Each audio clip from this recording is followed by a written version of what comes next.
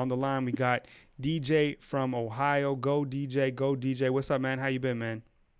Hey, how you been? I've been good. Oh, it's good to hear from you, man. So, what were your thoughts yesterday? After watching Alabama and Nick Saban put away Jimbo Fisher at Kyle Field.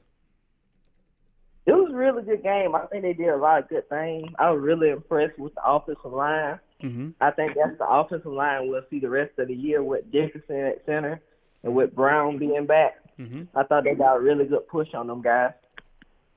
Yeah, I think you bring up a really great point, DJ, is the fact that the offensive line, and I mentioned this in my 10 takeaways, which you can read on BamaInsider.com, that the offensive line played their best, I thought, all season long. I mean, Landon Dickerson at the center spot, who took over for Chris Owens, who was injured, I thought played a great game. Tua even said after the game that he did very well, making calls, doing things to protect him.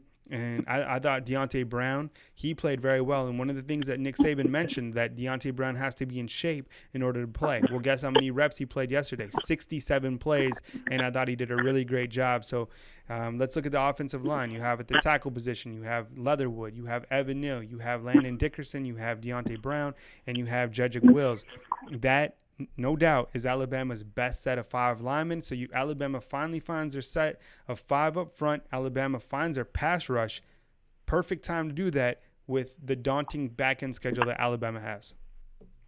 Oh, yeah, I think that was big, especially Christian Barmore. Able to get a rush with just 3 people, that'll be big time. So, and that'll really help us out during the year. Yeah, Christian Barmore, I mean, we've talked about him more and more, and it's really quite amazing to see that he only played 16 snaps against Texas A&M. I mean, think about what he could do with 30 snaps. And I saw you mention this on the comment box, DJ. Would you like to see Barmore playing more than DJ Dell? Don't be afraid. Say it. Oh, yeah.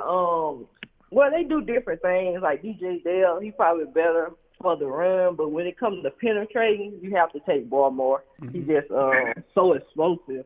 Like I said, if you watch both of them, they put DJ Dale in, just make him look sluggish compared to Barmore actually be moving and getting through the line and getting skinny. So, yeah, he brings a lot to the table. Yeah, I think he does, and I think it's important that, Barmore plays more, but I think it's also important that Alabama continues to build that quality depth.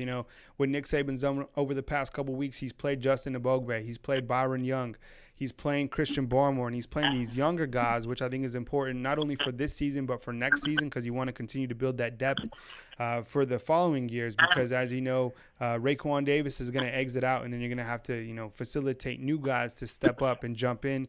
And Christian Barmore is a name we should hear more and more. He even tweeted today. He's like, something along the lines that he's a beast, and rightfully so. I think he's playing angry, and Alabama needs more defensive linemen like him. What else stood out, man? We're talking about Dave from Louisiana said that Tua and Jerry Jeudy kind of got into it a little bit. Were you surprised to see those two jarring a little bit?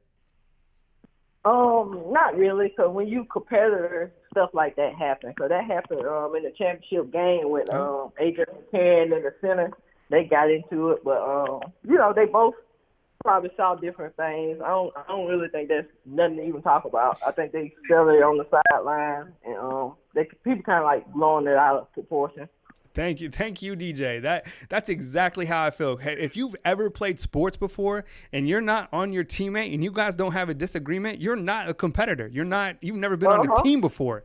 You want the ball, and when there's a lack of communication, especially like those guys probably by now already have mental telepathy, right? They know exactly what they're gonna do. So when they were off, they were probably like, "What's going on?" They're up in their face. So yeah, you're right. Let's move on from that, because that's a non-factor.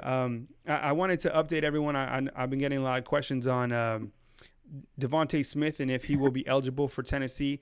Nick Saban said following the game, the way the procedure works is the SEC office will look at the incident with Devontae Smith and Texas A&M defender who, they got into the scuffle after late in the game. He was ejected, so it'll be up to the SEC officials to kind of figure out what happens. And worst case is Devontae Smith misses the first half against Tennessee. Detrimental? No, but, it's a big blow because Devontae Smith's second leading wide receiver at Alabama. Anything else, DJ, while you're on the show, man? Anything else that stood out to you? The only concern I have is the depth behind middle linebackers. Yep. Because a lot of people, they complain about the freshman linebackers, but the reason they start them because they better than the other guys. Because Bitson got in the game and act like he was just lost. So I hope those two freshmen stay healthy throughout the year. Yeah, I think you're right, DJ. I mean, at times Christian Harris looked lost, and then they subbed in Markel Benton. He looked lost too. So you're like, yikes. One guy that I thought did great, outside linebacker, and he put a hit on Kellen Mond. I mean, he buried him right into the grass. Was Chris Allen. I don't think we've talked enough about him.